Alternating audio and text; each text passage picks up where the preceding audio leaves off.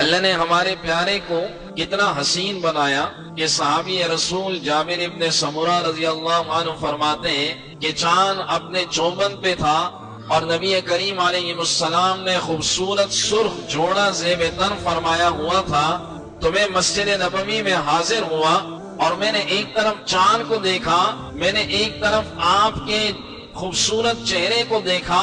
فرماتے ہیں کہ اس موقع پر میں یہ فیصلہ کرنے لگا کہ یہ چاند چودھویں کا آج حسین ہے یا آج ہمارے پیارے حسین ہے کا، دونوں میں تقابل کرتا رہا اور اس نتیجے پر پہنچا کہ اللہ نے اپنے پیارے کو چاند سے بھی زیادہ حسین بنایا ہے۔ چاند سے تشبیہ دینا یہ بھی کیا انصاف ہے؟ چاند پر پرچھائیاں میرے نبی کا چہرہ صاف ہے۔ حضرت حسان بن ثابت رضی اللہ عنہ نے اس کو یوں لکھا کہ وَأَحْسَنُ مِنْكَ لَمْ تَرَ قَطُّ عَيْنِي، آپ سے زیادہ حسین اس آنکھ نے دیکھا ہی نہیں۔ وَأَجْمَلُ مِنْكَ لَمْ تَلِدِ النِّسَاءُ، آپ سے زیادہ خوبصورت آج تک کسی ماں نے ہی نہیں جنا۔ خُلِقْتَ مُبَرَّأً مِنْ كُلِّ عَيْبٍ، اللہ نے آپ کو ہر عیب سے پاک پیدا کیا۔ کأنک قد خلقت کما تشاء، گویا کہ آپ جیسے چاہتے گئے اللہ ویسے ہی آپ کو بناتے گئے۔ عائشہ صدیقہ رضی اللہ عنہا نے لکھا لنا شمس وللآفاق شمس، اے دنیا والوں ایک سورج دنیا والوں کا ہے، ایک سورج وہ میرا ہے۔ دنیا والوں کا سورج شام میں غروب ہو جاتا ہے اور میرا سورج ایسا ہے کہ وہ شام کے بعد بھی طلوع رہتا ہے۔ نازاں ہے جس پہ حسن وہ حسن رسول ہے، یہ کہکشاں تو آپ کے قدموں کی دھول ہے۔ اللہ نے ایسا حسین بنایا۔ شمائل کے اندر نبی کریم علیہ السلام کی خوبصورتی کو صحابہ نے احادیث مبارکہ میں بیان کیا اور ہر صحابی نے اپنے الفاظ میں جو سمجھا اسے بیان کیا۔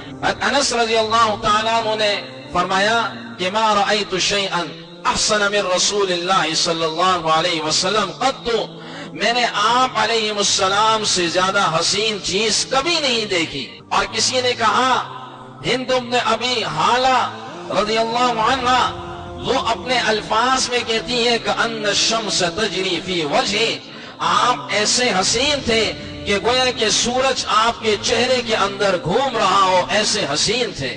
کسی نے کیا کہا یتلألأ وجہ کلیلۃ القمر البدر، آپ ایسے حسین تھے جیسے چودھویں کا چاند حسین ہوتا ہے، آپ ایسے حسین تھے۔ اگر جمال کی وجہ سے کسی سے محبت کرنی ہے تو آپ علیہ السلام اس بات کے زیادہ لائق ہے کہ آپ سے محبت کی جائے کہ آپ سے زیادہ حسین اس دنیا میں کوئی نہیں آیا۔ اسی لیے بعض ایسے لوگ جو مسلمان ہوئے وہ آپ کے چہرے انور کو دیکھ کر مسلمان ہوئے، اور چہرے کو دیکھ کر ایک شاعر مکہ مکرمہ پہنچا اور انہیں مکہ کے لوگوں نے کہا ہم تمہیں 100 کے قریب اونٹ دیں گے لیکن تمہیں ان کے پاس جانا نہیں ہے، ان کے پاس نہیں جانا۔ اور وہ جو ہے رشتہ داروں کے درمیان توڑ پیدا کر دیتے ہیں، اور ان کے پاس اگر گئے تو پھر یہ انعام تمہیں نہیں ملے گا۔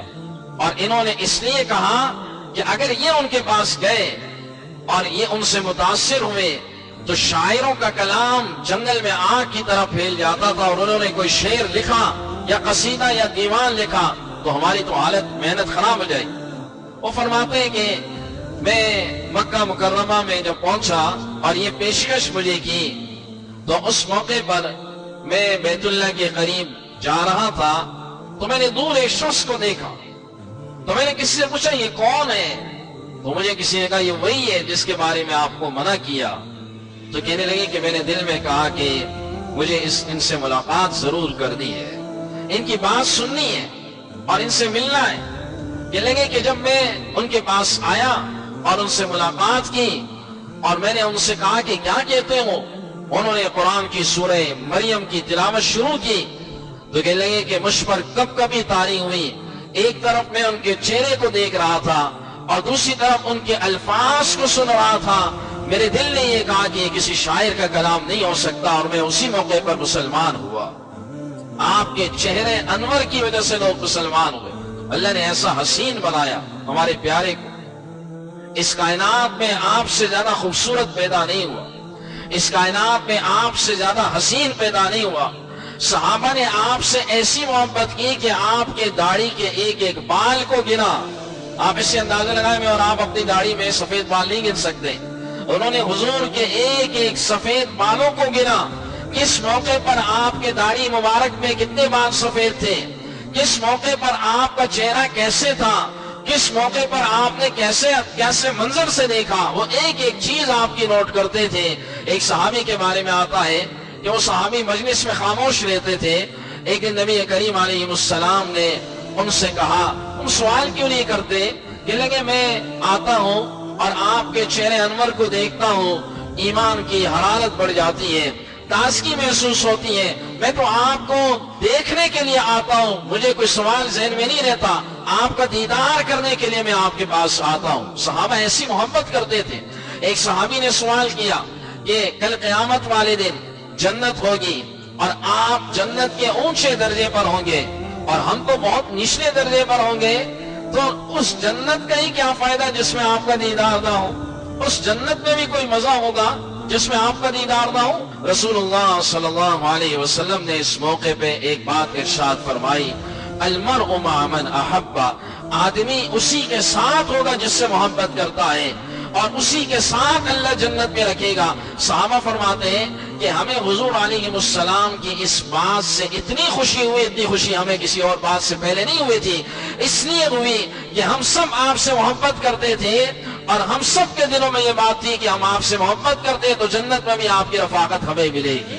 آپ نے فرمایا کہ لا یؤمن احدکم، تم میں کوئی ایمان والا نہیں ہو سکتا، حتی اکون احب الیہ من والدہ وولدہ والناس اجمعین، یہاں تک کہ اس کے دل میں میری محبت اور اپنی اولاد سے بھی زیادہ، اپنے ماں باپ سے بھی زیادہ اور ساری کائنات کے انسانوں سے زیادہ میری محبت اس کے دل میں نہ آ جائے، یہ ایمان والا نہیں ہو سکتا۔ اگر اس کے دل میں میری محبت ہے سب سے زیادہ، اولاد سے بھی زیادہ، اپنے ماں باپ سے بھی زیادہ، تمام انسانیت سے بھی زیادہ اس کے دل میں میری محبت ہے، یہ ایمان والا ہے، اس کا ایمان مکمل ہے۔ اور اگر اس کے دل میں محبت دین حق کی شرط اول ہے، اسی میں ہو اگر خامی تو ایمان نامکمل ہے۔ اگر اس کے دل میں میری محبت میں کمی ہے تو اس کا ایمان نامکمل ہے، یہ مکمل ایمان والا نہیں ہے۔ تو کسی سے محبت کی بنیادی اسباب میں سے ایک سبب وہ جمال ہے، وہ خوبصورتی ہے، اور آپ سب سے زیادہ جمال والے تھے۔